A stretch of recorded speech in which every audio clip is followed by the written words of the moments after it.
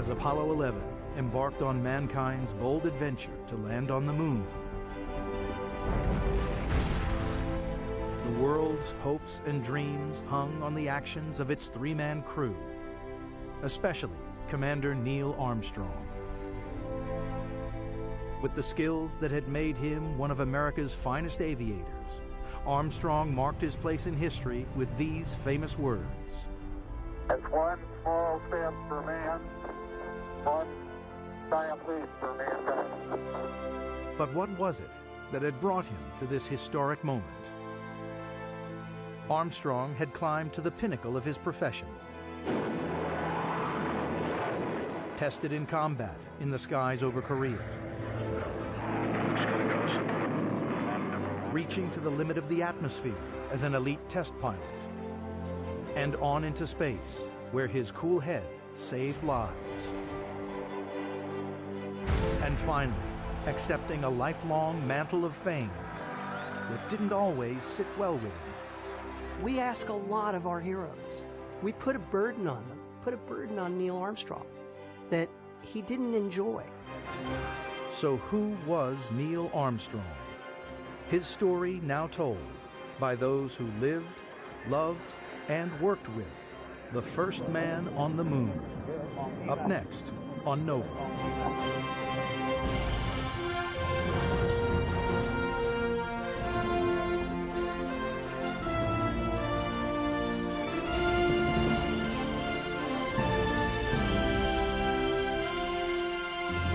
Major funding for NOVA is provided by the following. I believe that this nation should commit itself to achieving the goal, before this decade is out, of landing a man on the moon and returning him safely to the Earth. When President John F. Kennedy articulated this bold vision in 1961,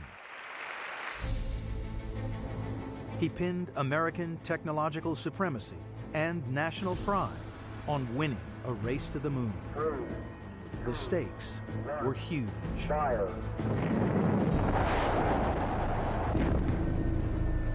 It staggers the imagination, frankly, and there were plenty of people, even within NASA, who thought that Kennedy had lost his sanity. Incredibly, just 8 years later, 3 men were poised to achieve the president's goal. In command was Neil Armstrong. We, the crew of Apollo 11, are privileged to represent the United States in our first attempt to take man to another heavenly body. At 38 years old, Armstrong was at the pinnacle of an impressive flying career. An innate steadiness, along with exceptional aviation skills, had seen him through the Korean War, allowed him to master the most unforgiving aircraft as a test pilot, and brought a crippled spacecraft safely back to Earth.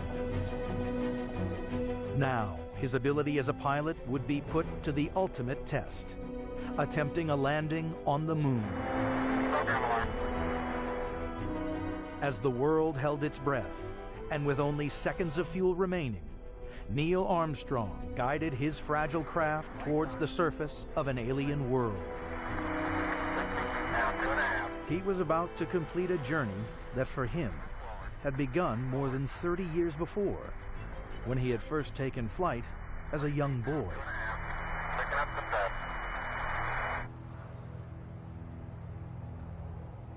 Born here in Wapakoneta, Ohio, on August 5, 1930, Neil Armstrong's love affair with flying began early, as his childhood friend recalls.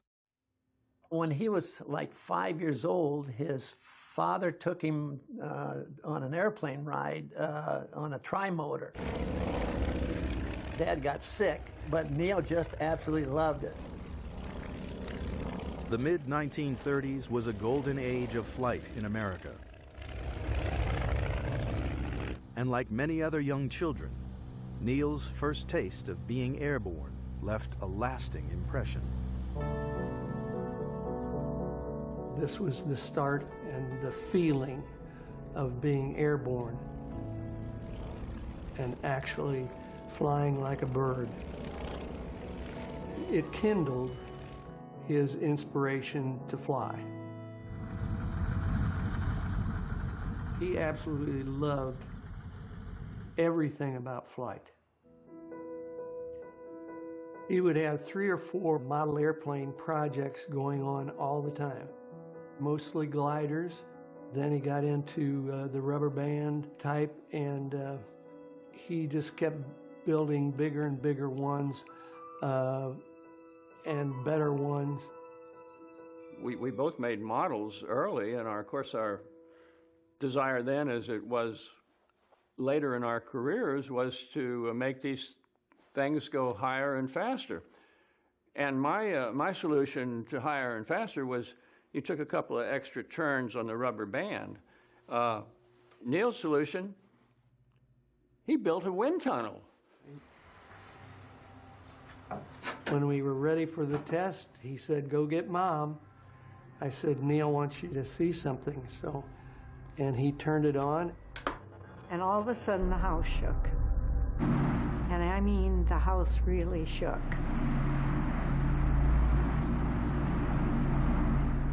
How many kids could build a wind tunnel in their basement? Not any that I know, except Neil.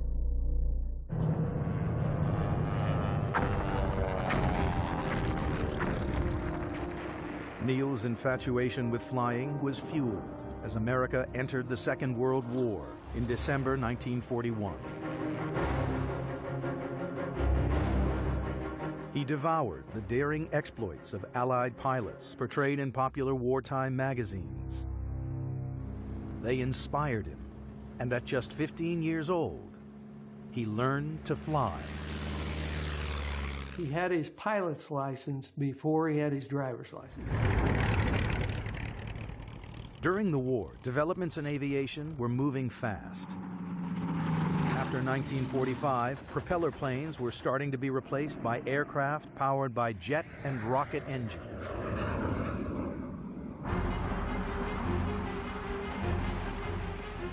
Then came an event that shook the aviation world. Chuck Yeager breaking the speed of sound in his Bell X-1 rocket plane in 1947 coincided with an ominous turn in East-West relations. And the implications for Armstrong would prove profound. Eager to pursue a career in aeronautical engineering, Armstrong won a Navy scholarship to study the subject and enrolled at Purdue University. But his studies were soon interrupted as the Cold War began to heat up. At the end of his second year, which would have been 1950, the Korean War started. Backed by Communist China, North Korea invaded South Korea. When America responded by scrambling its armed forces, Armstrong found himself at war. He was 20 years old. He joined Naval Fighter Squadron VF-51 on the aircraft carrier USS Essex. There was a lot to learn, and fast, as he recalls in this audio interview. We had to become carrier qualified in the jet aircraft, doing a lot of practice with weapons delivery, instrument flying, and so on. I was very young, very green. But Armstrong quickly mastered carrier flying, one of aviation's most challenging jobs, and was soon showing his skill in combat. One of his jobs was to dive bomb and blow up bridges and railroads. And he said that the North Koreans strung up wires.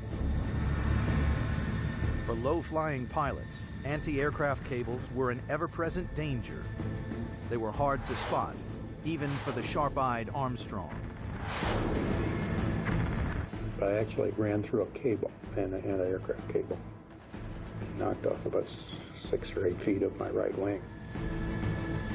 Battling to keep control, Armstrong needed to think fast and react quickly.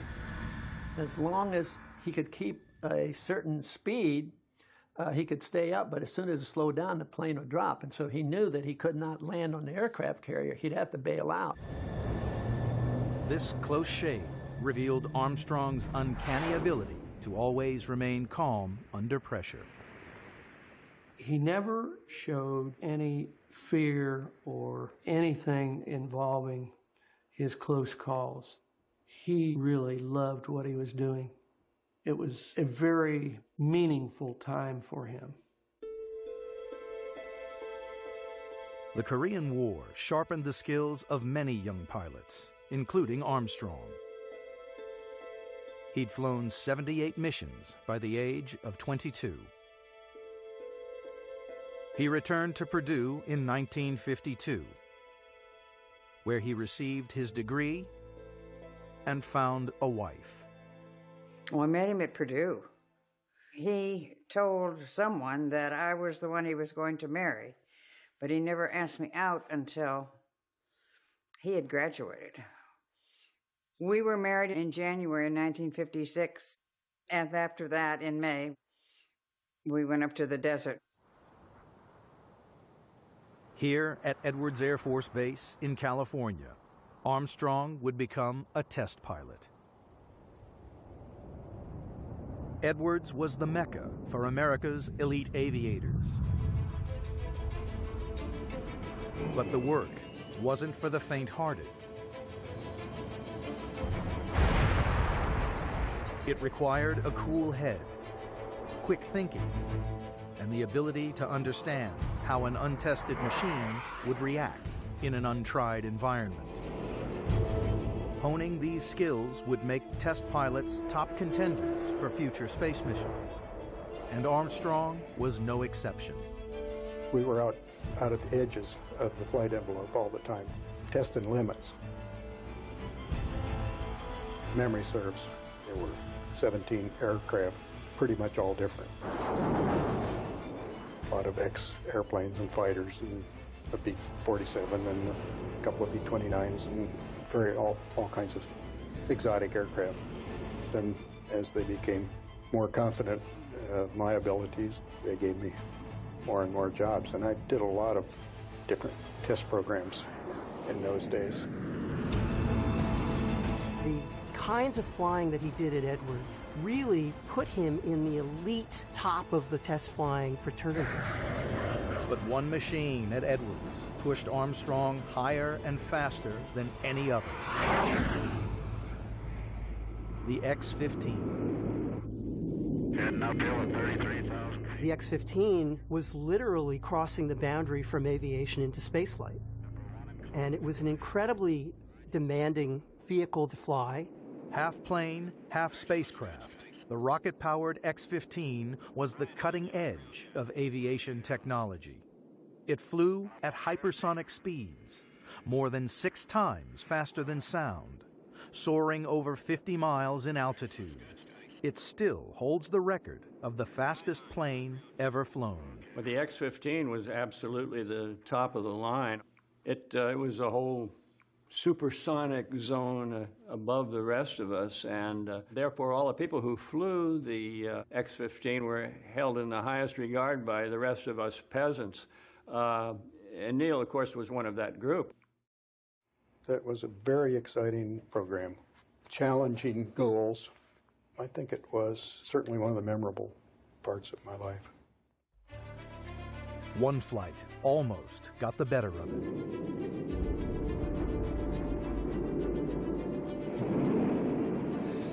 I got the nose up above the horizon,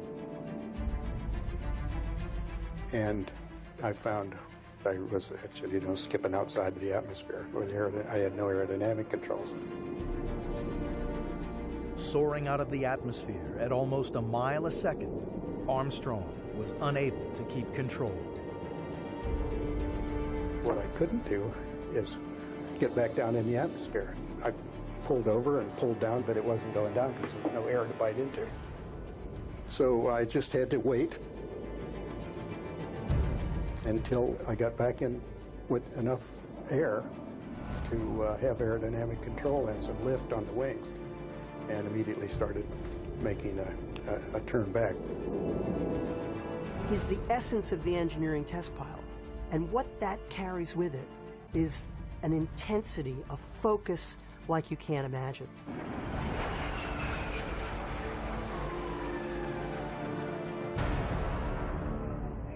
The X-15 further challenged and sharpened Armstrong's flying ability. But his young family also faced challenges at Edwards. It was totally different, foreign to anything I'd ever known in my life. That's where we lived when Rick was born. And then shortly thereafter, Karen. In 1961, age 2, Karen fell seriously ill. Karen was a precious thing, and she developed a tumor in her brain, and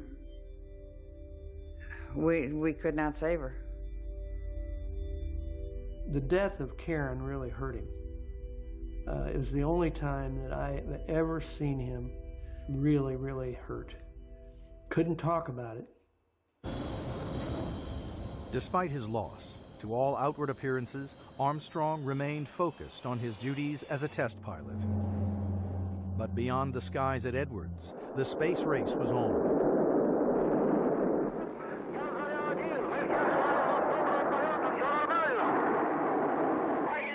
Opening up an entirely new set of opportunities. All right, lift off and the clock is started. America's manned space program began with Project Mercury in 1961. 6 short flights, each carrying a single astronaut.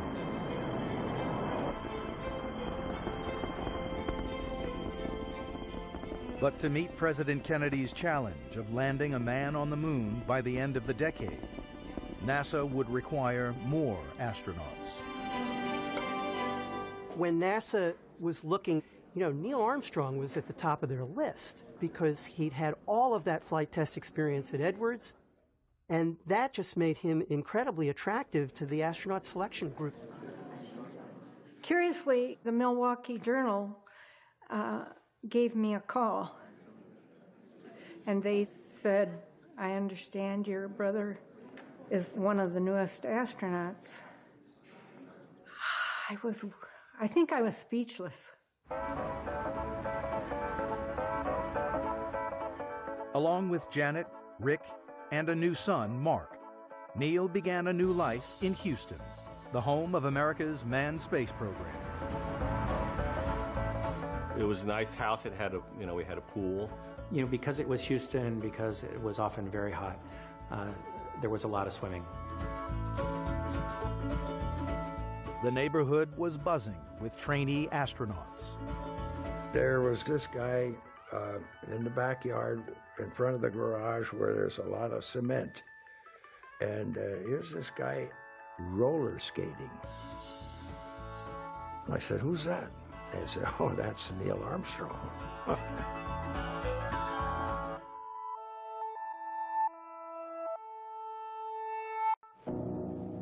By 1964, NASA's blueprint to reach the moon was taking shape, as this animated film of the time shows. It was called Project Apollo. The plan went like this. Guzzling 15 tons of fuel a second at launch, the giant Saturn V rocket would send the Apollo spacecraft, both the command and lunar module, into space. After about 69 hours, they go into orbit around the moon. Once there, the spacecraft undock, the command module remains in orbit, while the lunar module attempts the landing. After exploring the surface, the 2 astronauts rejoin their companion in lunar orbit. Finally, they leave lunar orbit and make the trip back to Earth, and the mission ends with the command module re-entering the Earth's atmosphere and splashing down in the Pacific. It looked great on paper, but could it work? Finding out was the task of Project Gemini. The demands of a lunar mission were so great. You had to learn how to rendezvous in space. You had to keep people happy and healthy for up to 2 weeks in space. They had to be able to work in the vacuum of space, in a spacesuit, a pressurized suit. I feel like $1 million. Coming back to you. So Gemini was really the way that NASA could learn to master these complexities in the relative safety of low Earth orbit. Armstrong's first spaceflight was Gemini 8 in 1966, a daring mission to attempt the first docking in space with an unmanned spacecraft called Agena. His co-pilot was Dave Scott. Well, yes, I mean, the whole program depended on docking. Docking had to be proven, or we couldn't go to the moon. So it was a critical mission, yeah. Squeezed into their tight-fitting Gemini capsule, the pair prepared for launch. Neither of them knew what lay in store. 3, 2, 1, 0. We have ignition. And we have a liftoff at 3 seconds. 3 seconds. Neil Armstrong reports the clock has started. Roll program is in, Armstrong says. Well, in our homes during flight, we had air-to-ground communications. We called them the squawk box because it squawked all the time. When they talked air-to-ground, you could update yourself. They started out just great. Okay, we've got a visual on the Agena at 76 miles. Roger, understand visual, Agena 76 miles. Their docking target, the Agena rocket, had been launched earlier that day. Man, that's great. Man, it is really slick. As Armstrong and Scott passed into the night side of the Earth, they prepared for docking. Okay, Gemini 8, you're looking good on the ground. Go ahead and dock. Neil eased it forward, and we moved right in. Flight, we are down. But within half an hour, Scott realized there was something wrong. You're supposed to fly straight and level like an airplane, but all of a sudden I noticed that we were tilted. They didn't know it, but a small maneuvering thruster on their Gemini spacecraft had become stuck and was firing. We first suspected that the Agena was the culprit. We were on the dark side of the Earth, so we really didn't have any outside reference.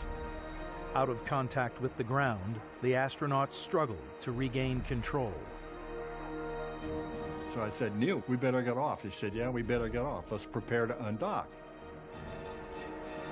And then he says, ready, and I put my hand on the switch. Neil says, undock. And then things start really moving.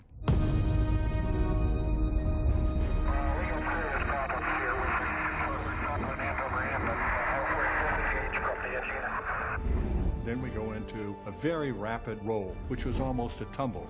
And at that point, we realized that it wasn't the Agena, it must be the Gemini. They were spinning at maybe a revolution per second.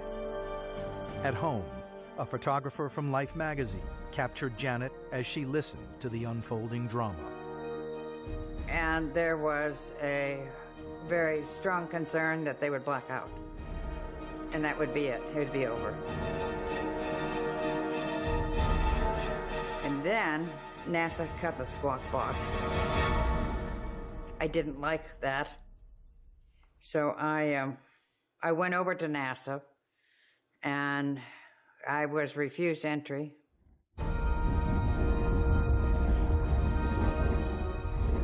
Back in orbit, Armstrong kept his cool, figuring out his only remaining option: disengage all the maneuvering thrusters, including the one that was stuck, and use the re-entry thrusters to counteract the tumbling and regain control of the spacecraft. He had to reach up above his head and throw switches under this high-speed roll. That's amazing that he was able to do that, and he knew exactly where the switches were, exactly which ones to throw. Okay, we're regaining control of the spacecraft slowly. Roger, copy. I mean, the guy was brilliant. He knew the system so well that he found a solution. He activated the solution under extreme circumstances. And I got to say, it was My lucky day to be flying with Mr. Neil Armstrong.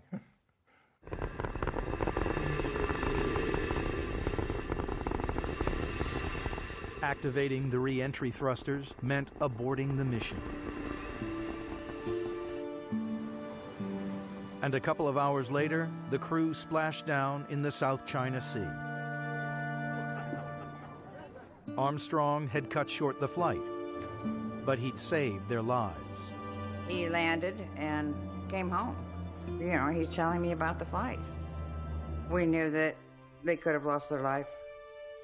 And you knew that anyway, so there's no point in talking about it. They either do or you don't. It's the way it is, you know? That was sort of NASA's baptism of fire, because it was the first time that astronauts had really come close to losing their lives on a space flight. I don't think there's any doubt that the people who were running the show in Houston saw Neil's performance on Gemini 8 as a real demonstration of what he was capable of under pressure in a crisis.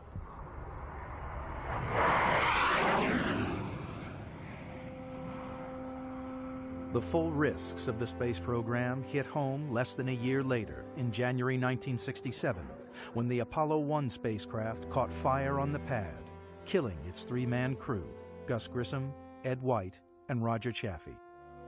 Armstrong found himself burying his friends. Everybody's attitude that I knew was this is a real disaster. But we go on, because we know Gus and Ed and Roger would want us to go on, wouldn't want us to stop.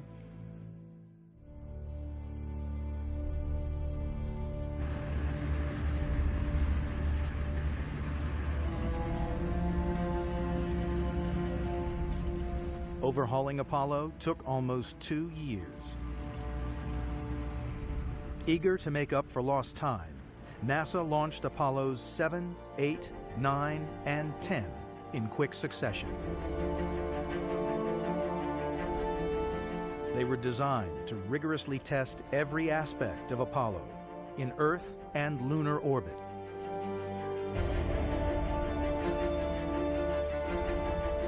Armstrong's next trip into space hinged on the success of these missions. NASA's flight roster called for him to be backup commander of Apollo 8 in December 1968, and it placed him in line to command Apollo 11. As it turned out, this would be the first mission to attempt a landing on the moon. Nobody thought that all those preliminary flights would go as perfectly as they did. And nobody would have predicted that you would arrive at July 1969 and Apollo 11 would actually be the first attempt to land on the moon. Joining Armstrong was Command Module pilot Mike Collins. Lunar Module pilot Buzz Aldrin would attempt the landing with Neil. If all went well, Commander Armstrong would be first out on the moon. But in characteristic fashion, he played it down. Neil's attitude is, I'm not going to be number one on the moon. What I saw in his attitude was, I'm training to be the first one to attempt the landing on the moon. Landing on the moon would be unlike anything anyone had experienced. To get a feel of flying in lunar gravity, Armstrong practiced in this, the Lunar Landing Research Vehicle, affectionately called the Flying Bedstead. It was not the most stable flying machine that you could ever step into. If you tilted too far over, or if something happened to the rocket engines, you'd fall out of the sky and you'd be dead. It was difficult to fly, but on the other hand, I think we all felt that it was absolutely mandatory to be able to fly that type vehicle before you go to the moon. On one of Armstrong's flights, a failure of the fuel system meant he lost control. He was lucky to escape with his life.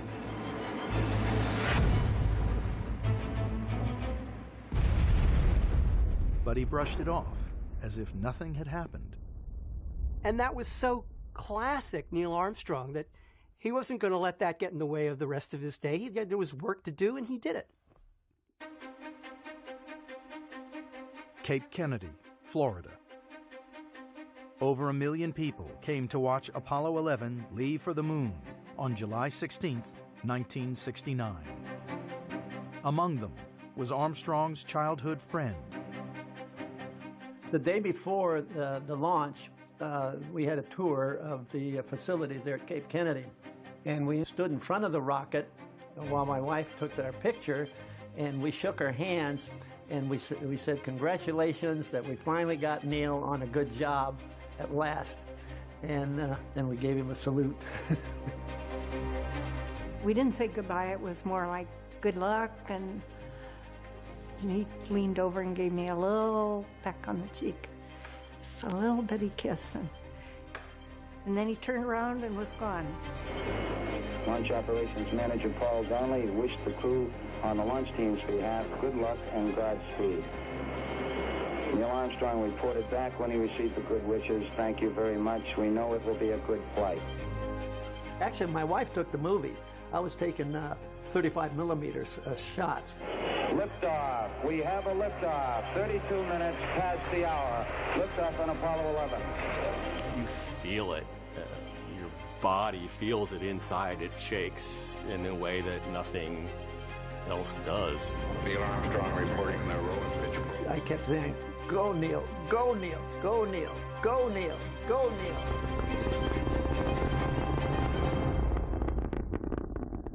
Four days later, Armstrong, Collins, and Aldrin would arrive at the moon. Then, they'd attempt one of the most daring exploits in human history. We're certainly aware that the nation's hopes largely rested on us doing the very best job we could.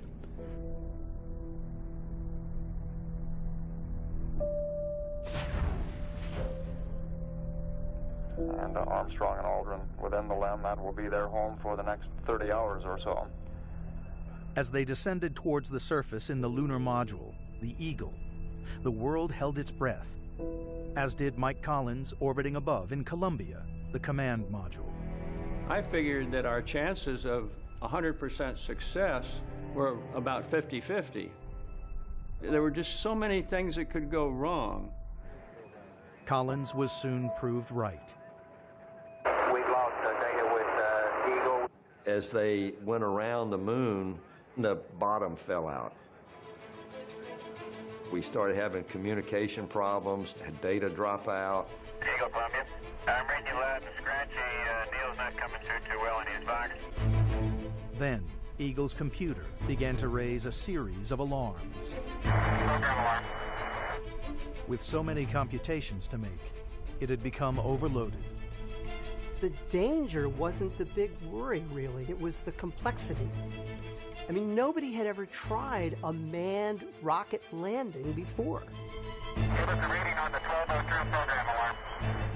Neither of us knew what 1202 meant. We knew where we could find the answer, but it was in a document about that thick, and you'd have to leaf through it. And here we are halfway down, landing on the moon. But there's a bunch of guys back on Earth. They can look it up. In mission control, the team found an answer in 23 seconds. Ignore the alarm. It's a computer glitch caused by overloading. We're going that flight. We're going that alarm. Roger, we got you. We're going that alarm. Capcom, we're go for landing. Eagle Houston, you're go for landing, over. Now, just 3,000 feet above the surface, everything hinged on the skill of one man. Oh, I was in my bedroom. We were tracking it on a map as they pointed out verbally where they were. Low on fuel, Armstrong still needed a safe place to land. It was a fairly steep slope, and it was covered with very big rocks, and it just wasn't a good place to land. Pretty rocky area. The old Neil took over, and he was focused on doing a landing. That was his one opportunity in a lifetime to make a landing on the moon. Looks like a good area. I wanted to make it as easy for myself as I could. There's a lot of concern about coming close to running out of fuel. 30 seconds. 30 seconds. Only 30 seconds of fuel remained. Everything depended on Armstrong. Contact light. Okay, engine stop. Engine arm off. We've had shutdown. We copy you down, Eagle. I just jumped up and down and screamed and cried and yelled and everything. Tranquility Base here. The Eagle has landed. I was in orbit, of course, when they landed. I gave a little sigh of relief. For Armstrong, this was the culmination of a career that had constantly pushed his flying skills and his nerve to the limit. It's almost as if you were going to design the career of somebody who was going to do the first landing on the moon. I can't imagine how you would put together a better mix of experiences than the ones Neil Armstrong had. With the astronauts safely down, press attention turned to their wives. From Janet, everyone wanted to know what Neil would say when he first stepped outside. Do you have any inkling what he's going to say? He wouldn't tell us when he steps out on the moon. No, I have no idea what he's going to say, but whatever he says, I'm sure it will be worthwhile. You need more slides, bud? No, hold it just a minute. Okay. But Armstrong had given it some thought before, as his brother Dean remembers. Before he went to the Cape, he invited me down to be with him and spend a little time with him. He said, well, why don't you and I, when the boys go to bed, why don't we play a game of Risk? I said, well, I'd enjoy that. We started playing Risk. And then he slipped me a piece of paper and said, read that. And I did. And on that piece of paper, there was, that's one small step for man, one giant leap for mankind. He says, what do you think about that? I said, fabulous. People have had so many different versions of when and how Neil thought up those words. That's one small step for a man. Okay. What he said when he came back from the flight was that he had given some thought to it before the mission, but he didn't decide what to say until he and Buzz were on the surface of the moon in the lunar module before they got suited up to go outside. I'm going to pull it now.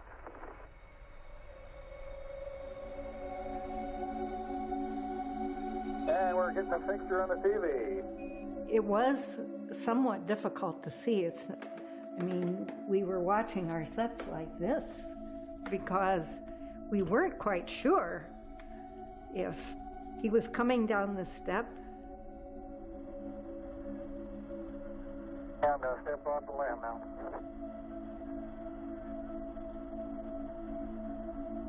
It's one small step for man, one giant leap for mankind. Perfect. It was pure Neil. I was pretty close to him when he said that. There you go. He was really surprising in how he would say just the right thing at the right time. Oh, it's overjoy, unbelievable.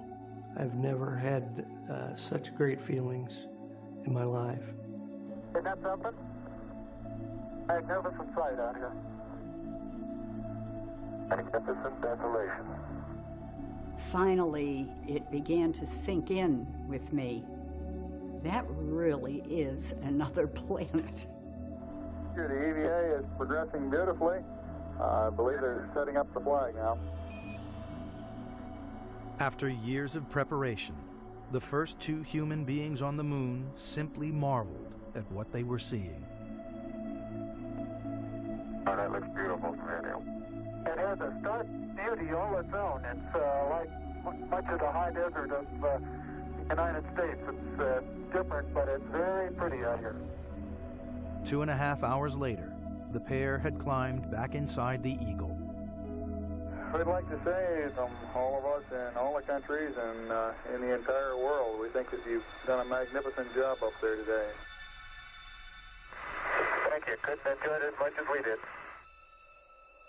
He got me there. He got me back safe. And I made a couple of mistakes. Fortunately, they were not that crucial. And I'm not going to tell you about them.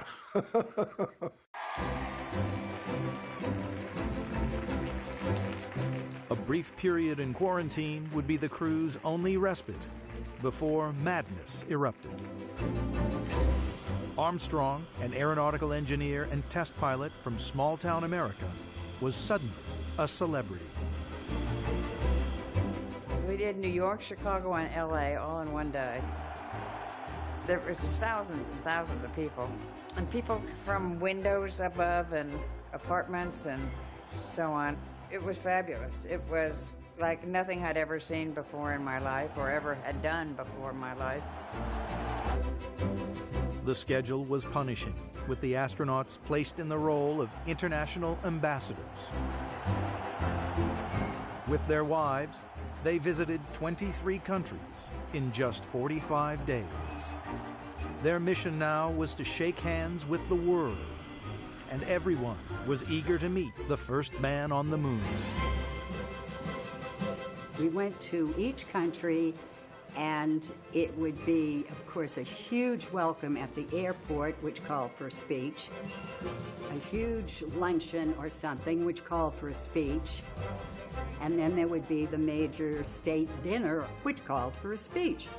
And I always felt that Neil had the responsibility, the burden, if you will, of always saying the perfect thing. He was the star, but I have to say he had a pretty darn good supporting cast. This was the beginning. This is the beginning of it all. But there was nothing you could do. I mean, these people were just happy to see you. One of the other Apollo astronauts told me that when it comes to fame, it's like they're all a college football team, and Neil is the only guy in the NFL. I mean, he was on another plane.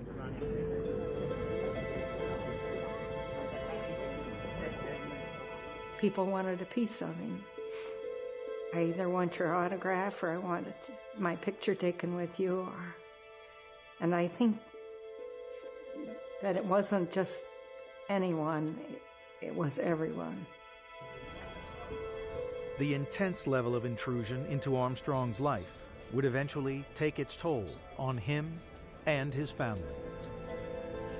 To be out to dinner and sort of minding your own business and to have people come in, looking at you going, that's who that is, and coming over and may I have your autograph, please, after a while.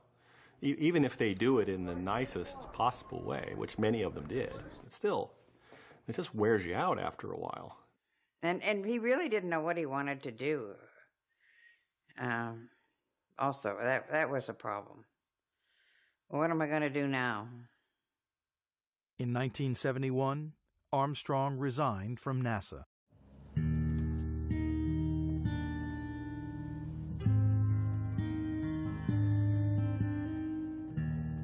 He chose instead to pursue his first love, aircraft design, and accepted a professorship at the University of Cincinnati, back in his home state.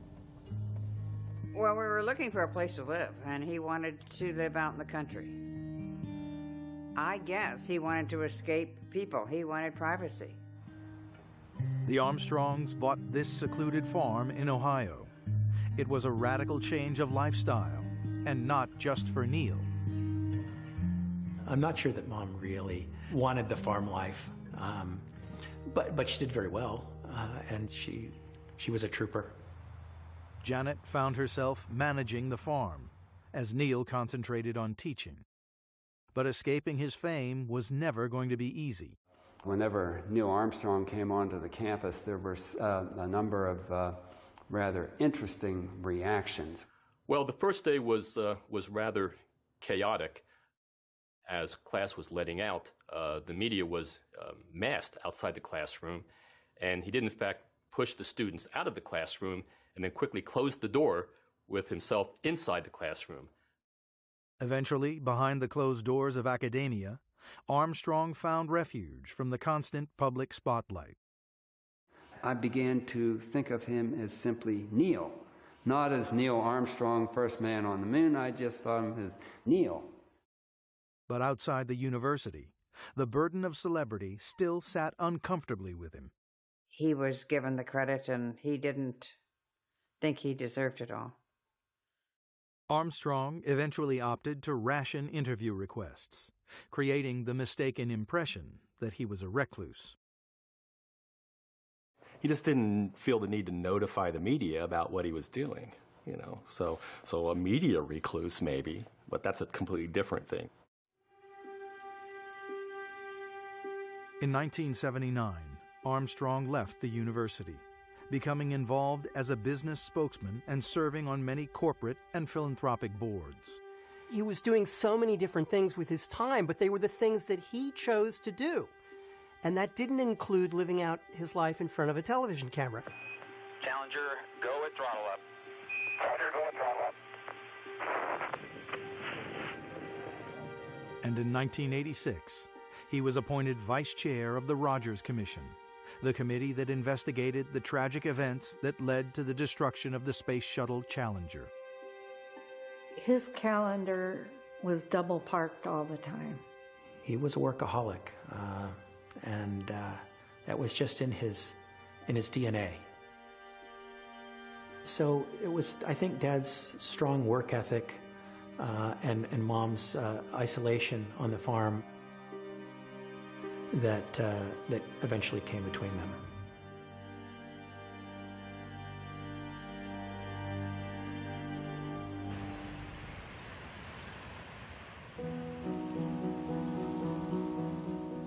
Janet and Neil separated in 1990, divorcing 4 years later. I just think it sort of opened his eyes a little bit and made him aware that he didn't have to work all the time. And that was very good for him. It put him in a great position to meet other people. All the men have certainly, as we say quietly, mellowed so that they're more relaxed, they're more ready to just spend time doing something just for fun. Dr. Neil Armstrong, ladies and gentlemen.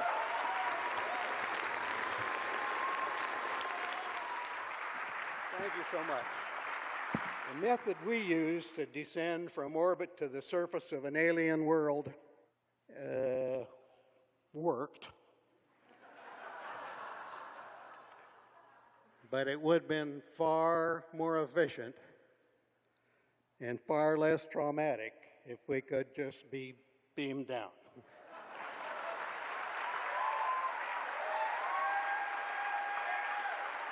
But Armstrong was far less sanguine about the direction the real space program was taking, and testified before Congress in 2010. If the leadership we have acquired through our investment is simply allowed to fade away, other nations will surely step in where we have faltered. I saw in him and in the other Apollo astronauts a frustration that here we are in the second decade of the 21st century, and we're still confined to those first couple of 100 miles above the Earth. And I think it was a source of frustration to him. Armstrong turned 80 in 2010, and to mark the occasion, his second wife, Carol Knight, planned a celebration. I thought we could have a surprise party. It would be a lot of fun. And I had about 250 people on a list. I think he was surprised. He put on a good act if he wasn't. After almost everybody left, I went up to him and congratulated him on his birthday and everything, and he hugged me and he says, you know, I love you. And I said, I do too, Neil. We go back a long ways. He said, yeah, we do. That was the last time.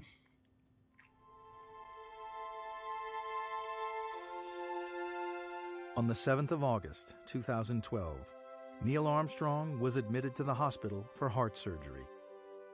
He remained there until his death on August 25th. If there's a legacy, I think he may have left it already.